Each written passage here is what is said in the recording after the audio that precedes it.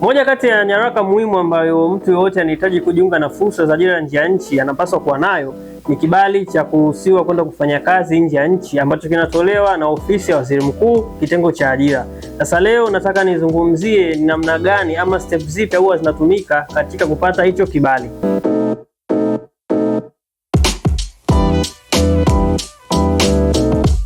Kwanza, mtafuta kazi atahitajika kujisajili katika mfumo wa wizara ambapo atajaza taarifa zake zote na kusubmit katika ofisi ya waziri mkuu, kitengo cha ajira.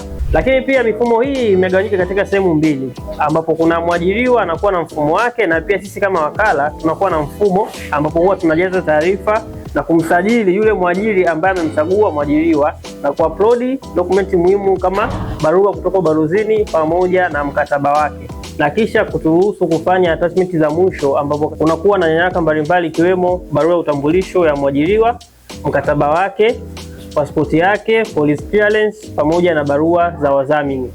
Wizara ya Kazi kule watazipitia, watazikagua na kuhakikisha kwamba dokumenti ni ziko sahihi na za halali, na endapo zitakuwa ziko sahihi, hazina tatizo lolote, basi mwajiriwa atapata kibali chake ambacho ataruhusiwa kwenda nje ya nchi kufanya kazi. Hivyo ni muhimu kwa mwajiriwa yoyote ambaye anahitaji kujiunga na fursa za ajira nje ya nchi ahakikishe kuwa anapata kibali kutoka ofisi ya waziri mkuu, kitengo cha ajira.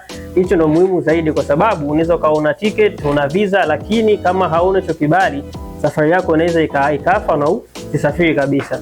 Nikukumbushe tu kwamba kibali utapata kwa agent ambaye amesajiliwa na serikali tu. Hivyo basi nikukaribishe The Windsor, wakala ambaye amesajiliwa na serikali, ambao wataweza kukusimamia kuanzia visa, ticket pamoja na kupata kibali ili uweze kwenda kutimiza ndoto zako kwenda kufanya kazi nje ya nchi. Karibuni sana.